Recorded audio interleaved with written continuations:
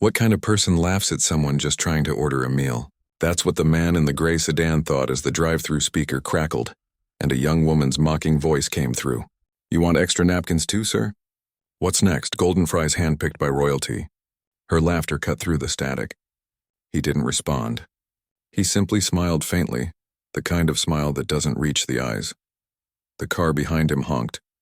He placed his order quietly, just as hundreds of customers did every day at this small fast food joint on the corner of Brookside Avenue.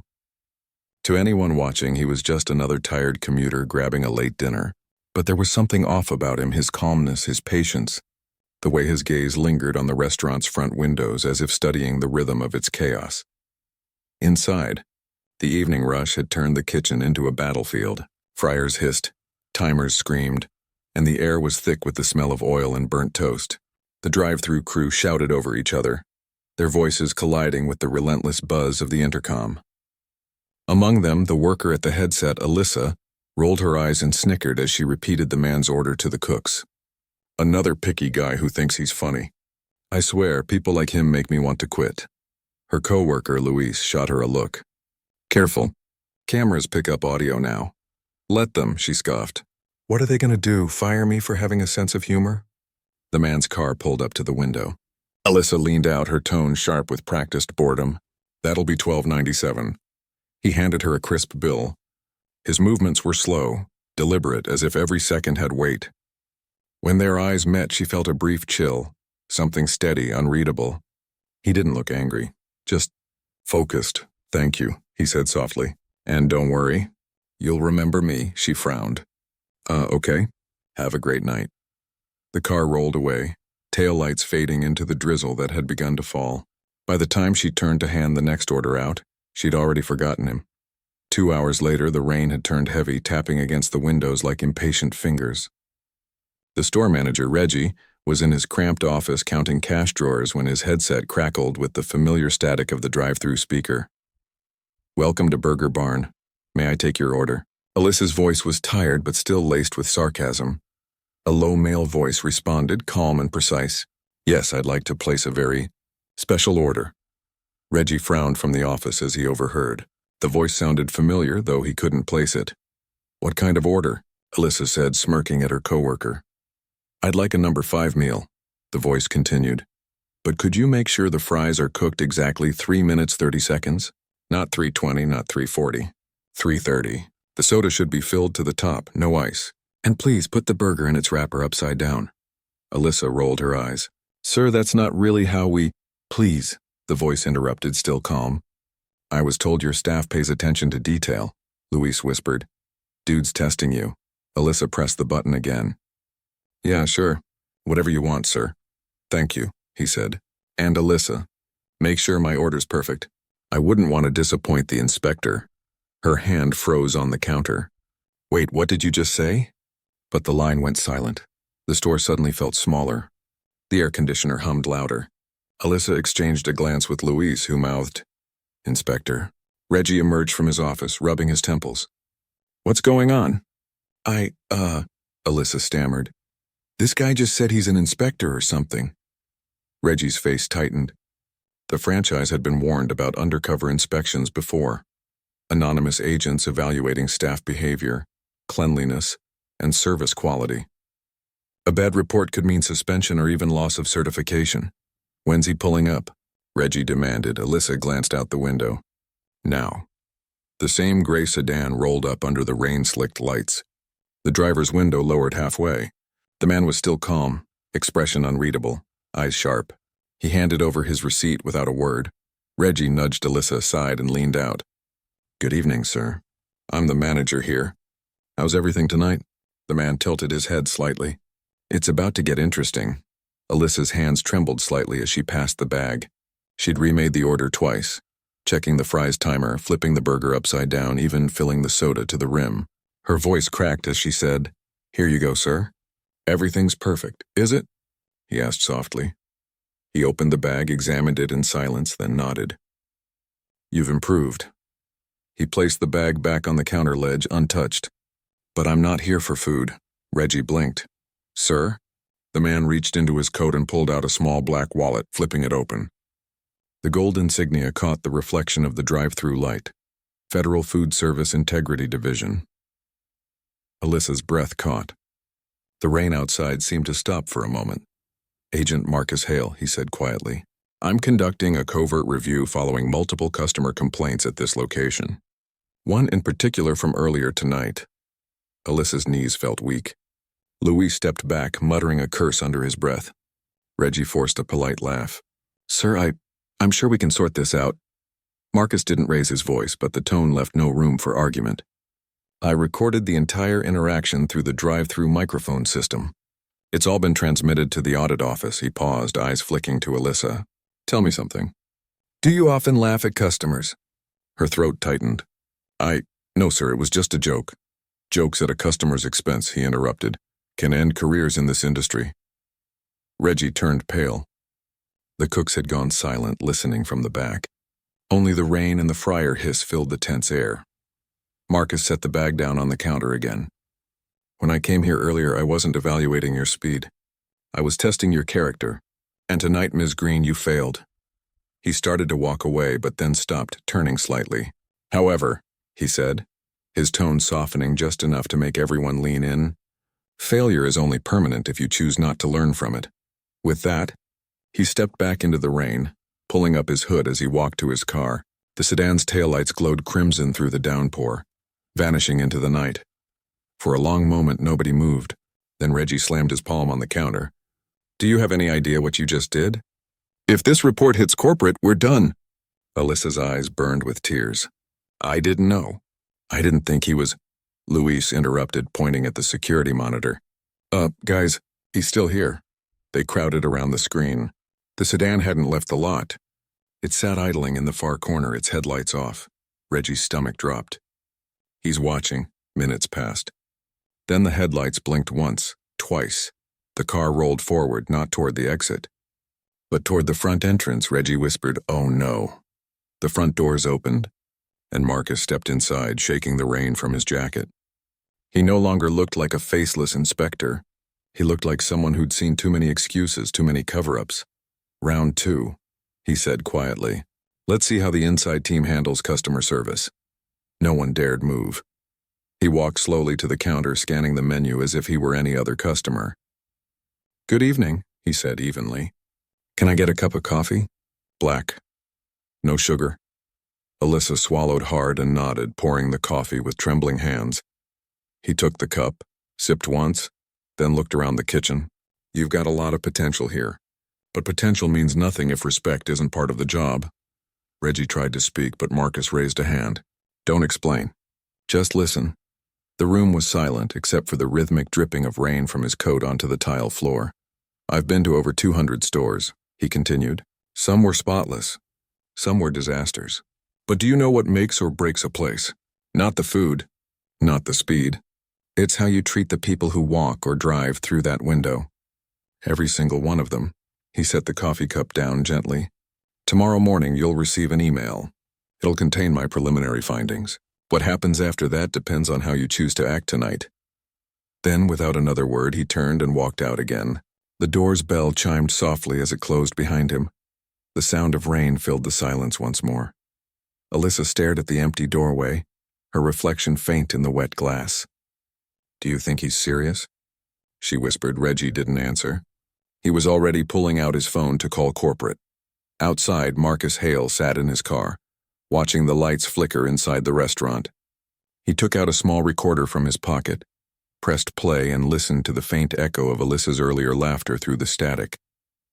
He shut it off after a moment, exhaling slowly. "One more to go," he murmured. The windshield wipers swept away the rain, revealing another fast food sign glowing faintly across the street, another location under the same franchise name. He started the engine.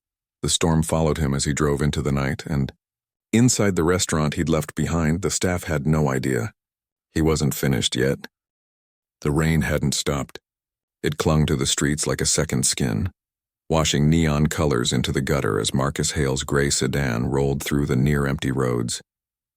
The city looked different at that hour, muted, breathing in slow sighs through flickering streetlights and the hum of passing cars. Somewhere in the distance, a siren cried, fading into the thunder. Marcus drove without music, without radio chatter. Just the sound of rain against glass and the soft creak of worn leather beneath his hands. The next location was less than a mile away. Another branch under the same franchise. Different staff, different walls, but the same pulse of fatigue and carelessness that he'd seen too many times before. He parked beneath the glow of a buzzing sign that read, "Burger Barn, open late." Through the fogged windows, silhouettes moved inside, working the closing shift. A teenager mopping the floor. A cook stacking buns. A manager staring blankly at a screen that refused to balance its numbers. Marcus checked his watch, 10:43 p.m. He jotted a note in his small black book. Location, Drive-Thru 47, chain review. Previous site, untrained staff, disrespect protocol breach. Begin cross-observation. He leaned back, watching the rain beat across the windshield. Most people thought fast food inspections were about hygiene, grease levels, expired condiments, temperature logs. But his division operated differently. They watched behavior, tone, ethics. Respect wasn't measured with thermometers. It was revealed in seconds, how someone treated a stranger who couldn't fight back. He remembered his own days behind the counter years ago. Before the badge, before the quiet cynicism. He'd been 19, working double shifts, learning how cruelty could hide behind customer smiles just as easily as it hid behind corporate rules. He'd promised himself he'd never forget what it felt like to be humiliated for wearing a name tag. And now, decades later, he'd become the one holding others accountable. Yet some nights he wasn't sure if he'd gained justice or just traded bitterness for authority. Inside, the manager locked eyes with him through the glass. A wary look. She was older, mid-40s maybe, hair tied back, tired but sharp. She nudged the teenager mopping the floor, whispering something. Within seconds, the staff straightened up. Word spread fast in small towns. Maybe they'd already heard about the inspector's visit to the other branch. Marcus stepped out of the car, rain soaking the shoulders of his coat, and crossed the lot. The bell above the door jingled softly as he entered. Warm air, thick with oil and detergent, wrapped around him. The manager smiled tightly. "Good evening, sir. Kitchen's still open if you'd like to order." Marcus nodded, his tone neutral. "A coffee, please, black." The teenager behind the counter moved quickly, nervous energy in every motion. The coffee machine sputtered, hissed, then poured. Marcus watched, noting everything. How they handled utensils, whether they greeted, whether they avoided eye contact. Small things that spoke volumes. When the cup arrived, he accepted it without comment. The coffee was hot, bitter, burned. He took a sip anyway. "Long night?" he asked quietly. The manager's laugh was tired. "They're all long. I'm Denise, closing shift supervisor." He set the cup down. "Marcus Hale." Her smile faltered just a fraction. "Ah, so you're the one everyone's whispering about." He raised an eyebrow. "Already?" She nodded. "Word travels fast. Corporate called an hour ago. Said someone from the Food Integrity Division was doing random evaluations." The other branch sounded shaken. He didn't deny it. "They needed a reminder," Denise sighed. "Most do. Kids think a uniform makes them untouchable. But honestly," she looked past him toward the mop bucket, her voice lowering, "half of them are just trying to survive. It's not right how they act, but this job," she paused, "it eats at people. Day by day." Marcus studied her face. There was something real in her tone, something he hadn't heard all evening. He glanced toward the kitchen where the teenager was quietly scrubbing the fryer. "What's his story?" "Eli," she said. 17. Third job this year. Helps his mom with rent," he nodded slowly. "And the others?" "Two part-timers in the back. Luis's cousin's covering tonight. Small world, huh?" Marcus blinked. "Luis?" "From the other store," she said. "They said he called his cousin crying after you left." For the first time that night, Marcus's calm wavered. He hadn't expected that, Denise noticed. "You didn't come here to scare people, did you?" "No," he said quietly. "I came to wake them up." She tilted her head. "Sometimes those two look the same." The fryer beeped. The smell of fries filled the air. Marcus turned, watching Eli scoop them with mechanical precision. The boy's movements were practiced but tense, each scoop too quick, each shake of the basket too harsh. Fear could be read in rhythm as easily as anger. Marcus reached into his pocket and pulled out a folded photograph. Edges worn. It showed a young man in a grease-stained uniform, smiling faintly beside an old register. "You ever work a counter before?" he asked Denise. She chuckled. 15 years ago. I swore I'd never do it again. "Me too," he said. "But here we are." The storm outside deepened, wind rattling the glass. The lights flickered once, twice before steadying. A delivery truck groaned past, spraying water across the window. Denise glanced toward the security monitor. "You're not here just for them, are you?" Marcus hesitated. "No, I'm here for the pattern." "What pattern?" He looked up at her, eyes distant. "Every complaint I've followed in the last 6 months traces back to this franchise line. Different towns, same tone, rude service, falsified reports, intimidation tactics. It's more than burnout. It's systemic," her expression hardened. "Corporate knows. They deny it," Marcus said. "But they know. They always do." Denise leaned against the counter, folding her arms.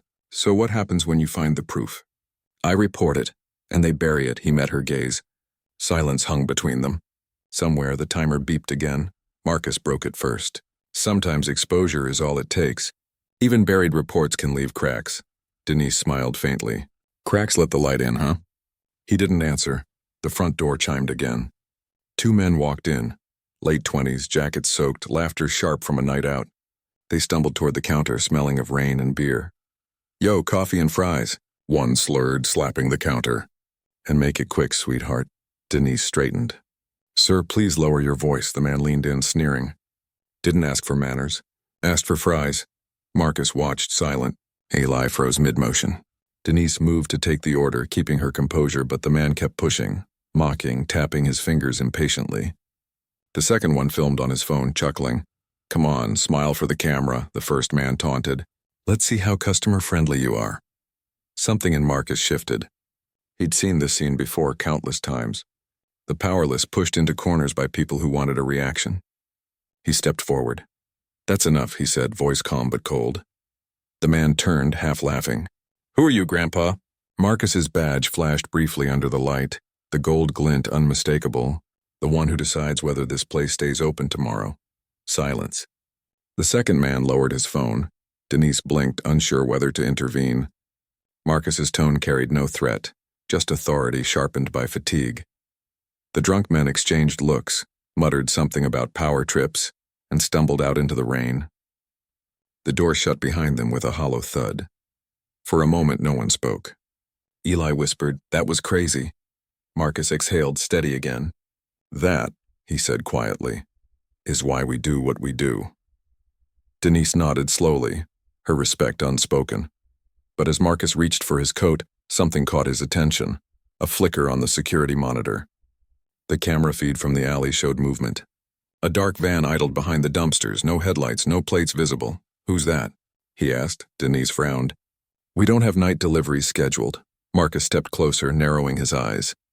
A figure stepped out of the van briefly, checking something by the back door. Then the feed glitched and went black. He felt the weight of instinct, the kind honed from years of investigations where unrelated details always meant trouble. "Lock the back," he said. Eli ran to the door, bolting it. The rain hammered harder, almost drowning out the hum of the freezers. Denise whispered, "You think it's them?" Marcus's jaw tightened. "If by them you mean the people who don't want inspectors asking questions, yes." She went pale. "You've had threats before?" "Once," he said. "Before a franchise audit in Ohio. They called it a break-in. I called it a warning." They stood in uneasy silence. Outside, the storm grew violent, wind howling through the lot. Somewhere distant, a metallic clang echoed, the sound of something falling over. Marcus checked his watch. "Stay inside. Keep the doors locked. If the power cuts, use your phones for light." He stepped toward the entrance, eyes scanning the lot. The van was gone. Only the hiss of rain remained. When he turned back, Denise was on the phone with the police. Eli stood by the fryer, frozen, staring at the dark monitor feed. "Mr. Hale," Denise called, voice trembling. "They said they're sending a unit." Marcus nodded but didn't move. He felt something deeper than fear, something colder. It wasn't random. Whoever had been watching that store wasn't after money. They were watching him. His phone vibrated in his coat pocket. "An unknown number," he answered. "Hale," a pause, then a man's voice, smooth, detached. "You've been busy tonight, Agent." Marcus went still. "Who is this?" someone who thinks you should stop digging. We like our employees just the way they are, obedient, replaceable. The highway stretched out like a ribbon of wet glass beneath the restless rain. Marcus drove without speaking, eyes fixed on the shimmering horizon where the city lights dissolved into mist. His wipers beat a steady rhythm, a metronome to the thoughts spiraling in his head. Whoever had called him knew too much, his name, his route, his purpose. That wasn't coincidence. That was surveillance. The van's tire tracks had vanished hours ago, swallowed by the storm, but the unease remained, gnawing at the edges of his calm. He'd faced angry managers, deceitful franchise owners, even veiled threats before, but never something that felt this orchestrated. This wasn't just about bad service or misconduct. Someone was protecting a secret. He stopped at a rest area overlooking the valley. The rain had slowed to a drizzle, soft enough to hear the ticking of the cooling engine. He leaned against the hood, staring at the glowing city below, clusters of light flickering like embers of a dying fire. His reflection in the windshield looked older than he remembered, eyes shadowed by years of fatigue and unspoken battles. He thought of Alyssa, the laughter that had started it all. She was reckless, yes, but not evil, just shaped by a system that rewarded speed over sincerity, sarcasm over kindness. What if she wasn't the disease but the symptom? How many like her were scattered across the country, trapped in the same uniform, learning the same indifference? A gust of wind scattered the thought. He took out his phone, opened the encrypted app used by federal inspectors, and began typing a new entry. Unidentified threat. Surveillance breach probable. Chain audit compromised. Before he could finish, the screen flickered. Static, then black. Signal jammed, he muttered. He turned, scanning the tree line. The world felt suddenly smaller, tighter, as though the storm itself were holding its breath. Somewhere out there, someone was still watching. Back in his car, he started the engine, headlights slicing through fog. He didn't head home. Instead, he turned toward the franchise's regional headquarters, a low concrete building on the outskirts of town that doubled as a training center. It was late, but one window glowed faintly on the second floor. He parked in the shadows, coat dripping, and made his way to the side door. The keypad lock was old. A thin smile touched his lips, old enough to still use the same override code from his previous investigations. The door clicked open. Inside, the hum of vending machines echoed down the hall. He passed framed posters preaching teamwork, smile sell, and serve with pride.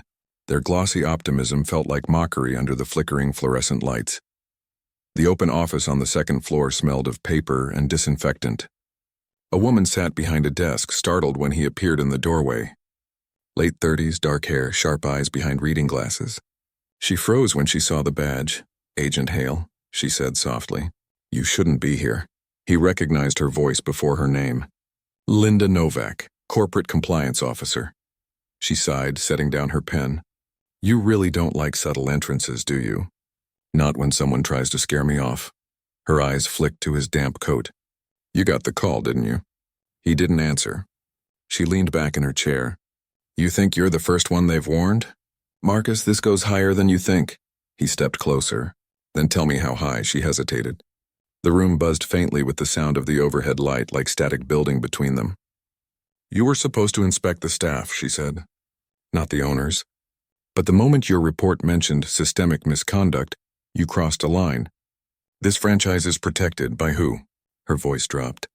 "By the same people who fund the audit board you work for." Marcus's jaw tightened. "You're saying—" "Yes," she cut in. "Your division isn't independent anymore. It's owned quietly. Every negative report that reaches the top is rewritten before it ever sees daylight. You expose the symptom, they erase the disease." He stared at her, words forming but refusing to leave his throat. Linda looked at the floor, her voice trembling now. "I tried to warn others before. The last agent who pushed too hard. His car went off the road near Millbridge. They called it hydroplaning. The storm outside moaned against the windows, wind howling like an accusation. Marcus felt something cold settle in his chest. Not fear, but clarity. Everything he'd believed about the system, about integrity and order, had been built on a quiet lie. He'd been fixing cracks in a wall that was already rotting from the inside. He turned to leave, but Linda called out, "Wait." She slid a flash drive across the desk. "Everything I've gathered. Payroll inconsistencies, forged inspections, hidden payments. You'll see names you recognize. He picked it up. Why give this to me? Because I can't keep pretending. You might be the only one stubborn enough to do something with it. He slipped the drive into his pocket, meeting her gaze. If what you're saying is true, they'll come for you too. She smiled faintly. They already have. A faint crack echoed outside, not thunder. Something sharper. Marcus's instincts flared. Get down! The window shattered, glass exploding inward. Linda screamed as he dove behind the desk, shards raining down. A bullet embedded itself in the wall where her head had been seconds earlier. He crawled to the other side, peering through the blinds. Two figures stood in the parking lot, half hidden by the rain, their silhouettes blurred by lightning. The same van from before idled near the exit. Move! He hissed, grabbing her arm. They sprinted down the hallway as more glass burst behind them. The emergency exit slammed open, alarms blaring into the night. They ran into the storm, splashing through puddles, headlights flashing from the road beyond. Marcus pulled her behind a dumpster, catching his breath. They're not trying to scare us anymore, he said. They're cleaning up. Linda clutched her side, eyes wide. They know about the drive. Then we keep it out of their hands. A siren wailed in the distance, police or maybe just another illusion of safety. Marcus guided her toward his car, scanning the shadows. Every instinct screamed to move faster, but something about the scene felt wrong. Too quiet, too controlled. He opened the passenger door, helping her in. As he rounded to the driver's side, his eyes caught something on the windshield. A folded note pinned under the wiper. The paper was soaked, ink bleeding, but one line was still legible. You were never undercover. Agent, you were bait. His pulse stopped for half a heartbeat. He looked around. The empty lot, the van now gone, the reflection of his own headlights dancing across wet asphalt. Linda whispered, "What does it mean?" He started the engine, voice low. "It means someone set this entire thing up." The rain began again, harder this time, drumming against the roof like a countdown. As the car pulled away, the shattered glass from the headquarters glittered behind them, a trail of fractured light marking the end of certainty. Marcus didn't look back. He drove into the darkness, but inside something fundamental had shifted. For the first time, he realized the enemy wasn't the corporation or the staff, or even the faceless men in the van. It was the system that had used him, the illusion of justice that made him believe he was the hunter when all along he'd been the bait. And somewhere, hidden behind the storm and the silence, someone was waiting for him to take the next step. The storm followed them like a living thing. Sheets of rain blurred the road, the headlights barely cutting through the downpour. The wipers struggled against the weight of water, their rhythmic scrape the only sound filling the silence between Marcus and Linda. Every mile they drove, the darkness seemed to press closer, the air heavy with the scent of wet asphalt and gasoline. Marcus's hands were steady on the wheel, but his mind churned. You were never undercover, Agent. You were bait. The words looped like static in his head. Someone had known every move he would make. His route, his schedule, even his instincts. That meant this investigation hadn't just been compromised. It had been designed. Linda sat in silence, one hand pressed to her side where a shard of glass had grazed her. Her breathing was uneven. There's a safe place, she said finally. Out past the ridge. Old training center, decommissioned years ago. They used it for agent briefings before the merger. Marcus nodded. Coordinates? She gave them. He entered them into the GPS without a word. The voice that guided them sounded mechanical and detached, its calm tone a cruel contrast to the chaos they were escaping. As they drove, Linda's reflection flickered in the windshield, half illuminated, half lost to shadow. You really didn't know, she murmured. About what? That the division you work for doesn't exist anymore. Not really. Marcus glanced at her. You'll have to explain that. She looked out the window, voice distant. 3 years ago, when the budget cuts hit, the Food Integrity Division was absorbed into a larger bureau, Public Consumer Oversight. But the original team, they didn't all transfer. Some refused. Some were reassigned. A few just vanished. And the agents that stayed? She looked at him now. They became names on a list. Operatives kept active on paper for credibility. He frowned. I'm saying your badge might not mean what you think it does. The road curved, the car tires hissing across waterlogged pavement. Marcus didn't answer. He could feel something inside him shifting, an unease that reached deeper than anger. The thought that he might not even belong to a real agency anymore, that he might have been working under a ghost organization, burned like acid in his chest. He'd always believed in structure, in the idea that even when things were corrupt, there was some higher mechanism of accountability. But what if there wasn't? What if he'd been chasing ghosts in a house that had already collapsed? The rain softened briefly as they crested the ridge. The lights of the city disappeared behind them, leaving only the dark silhouette of forest and the faint glow of a distant tower ahead. The old training center loomed like a relic, surrounded by rusted fencing and overgrown weeds. Marcus parked behind the derelict building, the engine's hum fading into the hiss of drizzle. The air smelled of pine and decay. They entered through a broken door, flashlights slicing through the dark interior. Dust motes shimmered in the beams, settling on forgotten desks and peeling maps pinned to the walls. Linda moved toward an old terminal in the corner, brushing away cobwebs. If the internal servers are still functional, I can plug the drive in and copy the files to a secure node. Marcus scanned the room. Every sound amplified by silence, the groan of old wood, the faint whistle of wind through cracks. He felt exposed even here. Make it fast. She connected the flash drive. The terminal whirred weakly to life, lights flickering across the screen. A directory opened, hundreds of encrypted folders labeled with names, dates, and payment codes. What am I looking at? He asked. Evidence, she said. Corporate payouts, falsified audits, shell accounts routing money through government proxies. Her voice broke slightly as she scrolled.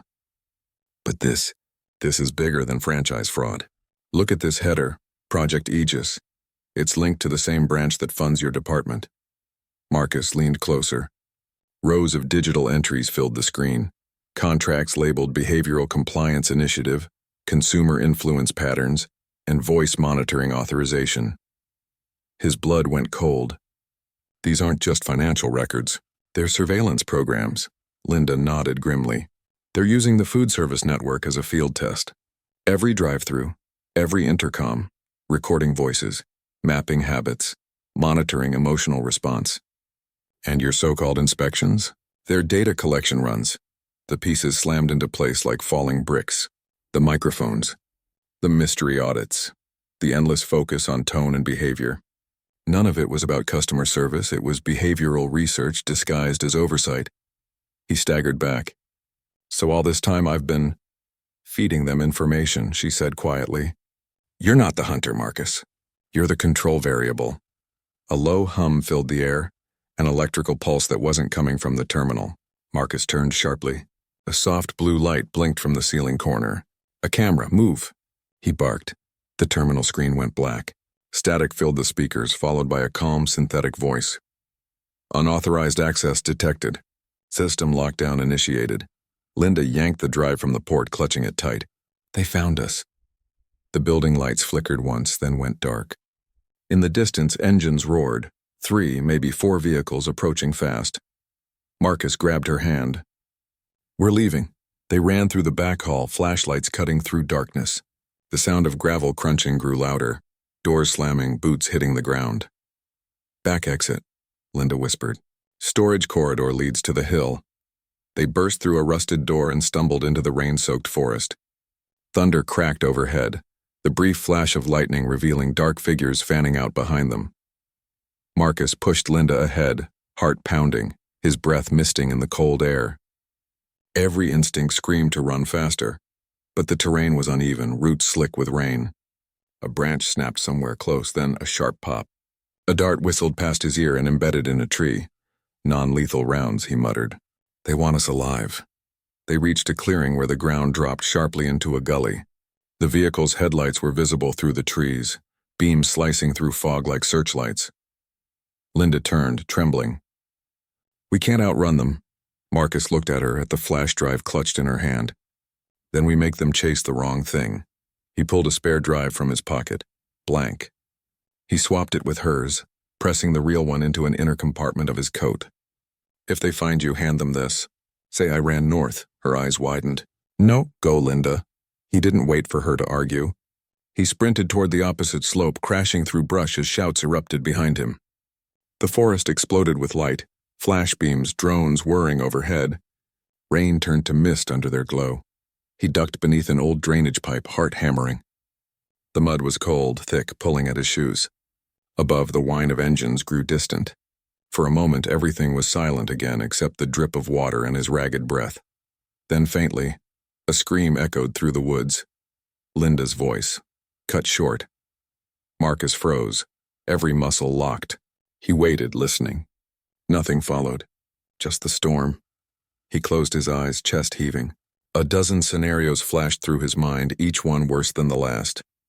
But there was no time for grief, not yet. He reached into his coat and touched the hidden drive. Still there, still warm.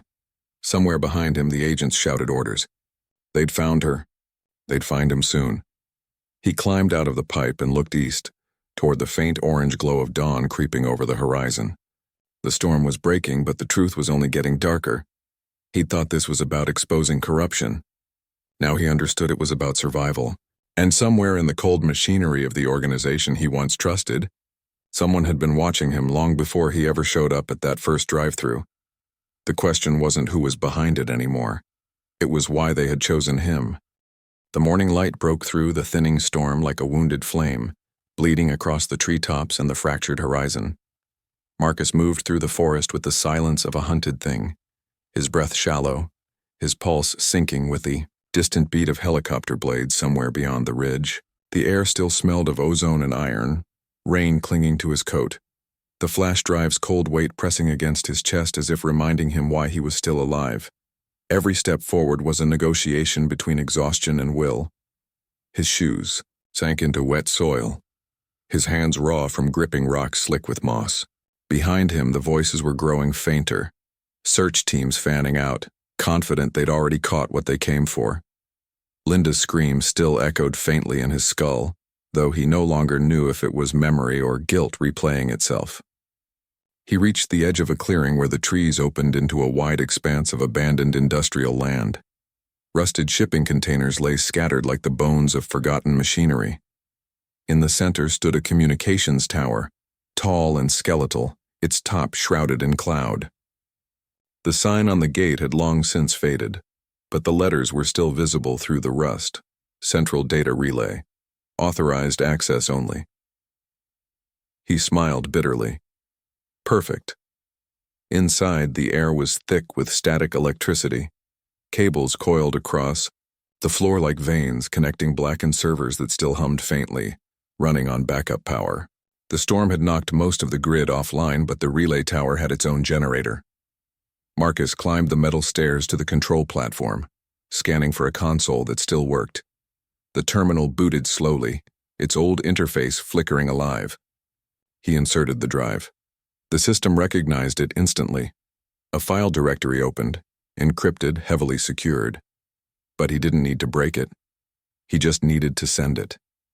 He started an uplink, redirecting the signal through every dormant satellite node still connected to the old federal network. The process would take minutes, maybe less. He watched the progress bar crawl upward like the slow rise of a sun he wasn't sure he'd live to see. But halfway through, the screen froze. A new message appeared in clean corporate blue text. Unauthorized data transfer detected. Initiating communication. Then a voice, smooth, calm, impossibly familiar. Agent Ward. He froze. The voice came through the speakers, wrapped in static but unmistakable. Director Harlan. Marcus exhaled slowly. You've been busy. I could say the same for you, the voice replied. Though I must admit your persistence is impressive. You were supposed to die in that fire last year. We even sent flowers. He clenched his fists. What is Project Aegis, Harlan? Why the surveillance? Why the drive-thru experiments? A pause. Then, because control is built on habit. People reveal more in routine than they ever do in crisis. The drive-thru was the perfect microcosm. Impulse, tone, compliance. We mapped behavior patterns for a decade before you even joined us. You used me. We trained you, Harlan corrected. You thought you were auditing customer interactions, but we were measuring you. Your reactions, empathy thresholds, decision latency. You were the most consistent subject we ever had. The terminal camera light blinked on. He looked up and saw his reflection in the black glass, wet, bruised, eyes hollow. "Why me?" he asked. "Because you still believed in justice," Harlan said softly. "And belief is predictable. You never questioned authority, you just wanted to serve it. That made you perfect." The words landed like stones. For a moment, Marcus said nothing. Then he spoke, voice low and steady. "You think this ends with me? It doesn't." "Of course it doesn't," the voice replied. "It ends when you understand that exposing the truth doesn't change the system. It feeds it. Every scandal, every outrage, every leak, we turn them into training data. You're already part of the next model." The uplink resumed suddenly, the signal stabilizing. Harlan's tone sharpened. "Marcus, stop the upload. You don't understand what you're doing." He stared at the screen. The progress bar read 82%. His finger hovered over the keyboard. "No," he said. "For the first time, I think I do." A gunshot echoed from below. He turned. Figures moved through the shadows at the base of the tower. Black uniforms, rifles gleaming in the pale morning light. They were faster than he'd expected. He ducked behind the console as bullets tore through the metal grating. Sparks rained around him, the air burning with the scent of gunpowder and ozone. The screen behind him shattered, but the upload kept running, a tiny blue icon blinking defiantly. He crawled toward the edge of the platform, pulled his sidearm from its holster, and fired twice. One of the agents dropped. Another returned fire, the shot grazing his shoulder, hot pain tearing through muscle. He bit down a cry, pressed his back to the wall. The sound of boots climbed the stairs, heavy, measured, relentless. Marcus looked at the console again. 94%. The first agent appeared at the top of the stairs, visor glinting. Marcus raised his weapon, too slow. A flash of light. The impact sent him sprawling. The world blurred, sound folding inward. He lay there, breath ragged, the edges of the room tilting. The console flickered once more. 100%. A soft tone chimed. Transmission complete. For a moment, silence filled the tower. Even the agents stopped moving, uncertain. Then, the intercom crackled again. Harlan's voice, calm but colder now. "You think you've won, but you don't know what you've released." Marcus coughed, blood filling his mouth. "Maybe not," he rasped, "but now everyone will." The agents moved closer, weapons raised. Harlan's voice continued, almost regretful. "You were the best of them, Marcus, the only one who still thought this was about truth." He smiled faintly. "It still is." He reached toward the generator switch beside him. The agents shouted, but it was too late. He pulled the lever. The world exploded in white. A surge of energy roared through the tower, circuits overloading, lights flaring like miniature suns. The blast wave threw the agents backward, metal shrieking as the relay collapsed inward. And then, silence. Smoke curled from the wreckage. The rain had stopped. The forest was quiet again. When Marcus opened his eyes, he was lying in the debris, half buried under twisted beams. The sky above him was streaked with morning gold. He couldn't move his legs, but he didn't need to. Somewhere across 1,000 networks and forgotten servers, the data was spreading. Every corrupt ledger, every name, every experiment. It was all out there now. He thought of Linda, of the lives that had been swallowed by this machine long before he even knew it existed. And he thought of what she had said once, when he still believed the job meant something. Justice isn't about winning. It's about refusing to look away. He smiled faintly at that. The air was cold, but it felt clean. Far away, sirens began to wail, distant, echoing, too late. He exhaled once, slowly. The tower above him flickered with dying sparks, like stars fading one by one. And somewhere in the static that lingered on the edge of the ruined console, the last trace of his voice transmitted one final line. Quiet, steady, defiant. System rebooting. Smoke drifted from the broken shell of the relay tower, rising like a ghost into the morning light. The rain had stopped hours ago, and what remained of the storm had turned into a cool haze that softened the edges of everything. The metal debris, the trees beyond, even the body slumped beneath the twisted beams. The forest had fallen quiet again, the way it always does when chaos ends and the world exhales. A rescue drone passed overhead, its red sensors blinking as it scanned the wreckage. Its camera caught the faint outline of a man half buried under bent steel and ash. His chest rose shallowly, faint but steady. Marcus Ward was still alive. He wasn't sure how long he'd been lying there. Minutes, hours, it was all one long breath. The sky had changed color 3 times already, from blue to gold to that soft gray that comes before dusk. He could hear distant sirens, the mechanical hum of approaching vehicles, but his mind drifted elsewhere, to faces, to places, to moments that felt like echoes of another life. Linda's voice, the laugh of a stranger at a drive-thru window, the smell of burnt coffee, the first time he'd believed the badge he carried meant something good. He turned his head slowly, wincing as light flickered from the broken console nearby. The screen was dead, but its reflection showed something faint, movement in the sky. Not aircraft, not drones, birds. Dozens of them circling high above the relay tower, their wings catching the dawn light like fragments of fire. He smiled faintly. "Freedom," he murmured, voice barely more than air. Down the slope, emergency teams were arriving, unmarked trucks, medical units, agents in dark uniforms. But among them were others, journalists, civilians, men and women holding up their phones, recording, streaming, transmitting. The data that Marcus had unleashed had already spread across the networks like wildfire. By the time the agencies tried to contain it, it was too late. Screens around the world flickered with the truth. Hidden experiments, falsified audits, the system of surveillance disguised as service. It wasn't perfect justice. Truth never is. Some called it a hoax, others called it treason, but it was real enough to make people look twice at the world they thought they knew.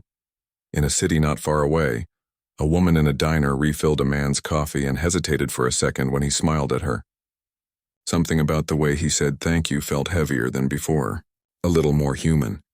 In another place, a teenager watched the leaked footage on his phone and wondered, maybe for the first time, who was really watching him. It wasn't revolution. It was awareness, but sometimes that's enough to start something bigger. Back at the tower, medics worked quickly to free Marcus from the wreckage. He barely resisted, his thoughts drifting in and out. He could hear fragments of their conversation. Something about a pulse, about stabilizing him, about transport. But all he could focus on was the faint hum coming from the generator core nearby. A low, rhythmic pulse, like a heartbeat. He turned his head weakly toward it, eyes half-lidded. Amid the ruin of twisted metal and shattered glass, a single light on the console was still blinking. A small, persistent blue glow. The relay's backup system had restarted itself. System rebooting. The words came faintly through the static, the same phrase he'd heard before everything went white. But this time it didn't sound like an error message. It sounded like something alive. He felt the corner of his mouth lift in a tired smile. The system wasn't gone. It had changed. Maybe the data had rewritten it. Maybe someone else had taken control. Or maybe that small flicker of light was something symbolic, something human. Proof that even in collapse there's always renewal. As they lifted him onto a stretcher, the world tilted above him. The sky opened wide, endless, impossibly bright. He blinked at it, watching clouds move in slow procession. For the first time in years, he felt something that wasn't duty or guilt or anger. It was peace. Not because everything had been fixed, far from it, but because the illusion had shattered. And once a person truly sees, they can't unsee. Days passed, then weeks. He woke in a hospital room without windows, the kind that hums with sterilized air and artificial light. A monitor beeped softly beside him. His arm was bandaged, his chest wrapped tight. Across the room sat a man in a dark suit, posture straight, eyes unreadable. "Agent Ward," the man said. "You've caused quite a stir." Marcus blinked, voice rough. "That's one way to put it. You exposed confidential programs, released classified data, and destroyed federal property." The man leaned forward slightly. "But you also dismantled a corruption network that reached halfway through the oversight department." "It's complicated." Marcus stared at him, expression unreadable. "And Linda?" The man hesitated. "She's safe. Witness protection. You won't see her again. Marcus nodded slowly. Good. The man stood. You'll be offered a deal. Cooperation in exchange for leniency. You could walk free in a year. Freedom's a strange word, Marcus murmured. The man tilted his head. Meaning? Marcus looked at the small window slit near the ceiling where a sliver of daylight cut through. You think freedom is walking out of a cell, but sometimes it's just the moment you realize who built the walls. The man studied him for a moment longer, then left without a word. When the door clicked shut, Marcus lay back and closed his eyes. The hospital sounds faded, replaced by a memory, the quiet hum of a drive-thru intercom, a customer ordering something ordinary, the kind of small interaction that used to seem meaningless. But now it meant everything. Every please and thank you, every impatient sigh, every fleeting smile, all of it was data once, a commodity. But now it was real again. It was human again. Somewhere in the distance, thunder rolled faintly, though the skies above were clear. He wondered if that was the sound of something ending, or beginning. Weeks later, when he finally stepped outside, the air hit him differently. It smelled of rain and soil and something clean, something unmanufactured. The city stretched before him, alive with lights and noise, unaware of how much had changed, or maybe unwilling to acknowledge it. He walked through it quietly. No badge, no title, just another face in the current. On every corner, screens displayed new regulations, new oversight measures, transparency initiatives, oversight committees, promises of reform. But Marcus had learned not to take light at face value. Even sunlight could blind if you looked too long. He found himself in line at a small coffee kiosk. New staff, new uniforms, the same old rhythm of commerce. The young barista at the window smiled tiredly and asked for his order. He looked at her for a moment before answering. "Black coffee," he said. "No sugar." As she turned to prepare it, he caught his reflection in the polished metal of the counter. Older, scarred, but present. Alive. When she handed him the cup, their hands brushed for half a second. A small, simple human connection, something the data could never truly replicate. "Rough day?" she asked, half smiling. He nodded. "Better than most." She smiled again, and for a moment everything felt ordinary. And that, he realized, was the point. Ordinary was freedom. Ordinary was rebellion. He walked away, steam rising from the cup, the city moving around him in a blur of motion and light. Somewhere above, a digital billboard flickered, glitching slightly before displaying a simple phrase in blue letters: "System rebooting." Marcus stopped for a moment, staring up at it. The words no longer felt like a warning. They felt like a promise. Maybe the world couldn't be fixed. Maybe it was never meant to be. But it could start again, bit by bit, one honest action at a time. He sipped his coffee and kept walking, disappearing into the hum of the city. The light turned red, then green, then red again.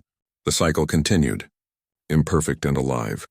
And as the camera of the story drifted higher, past the streets, past the skyline, past the flickering digital signs, the voice of Marcus echoed faintly beneath the noise of the world, calm and certain, carried on the wind like a thought meant for whoever was still listening. The system doesn't end when you break it. It ends when people stop believing it's the only way. The city breathed, the lights pulsed, and the frame faded slowly to white. Somewhere between silence and motion, a question lingered, one that didn't demand an answer but invited reflection. If truth is just another kind of signal, who decides what gets through? And what we choose to hear?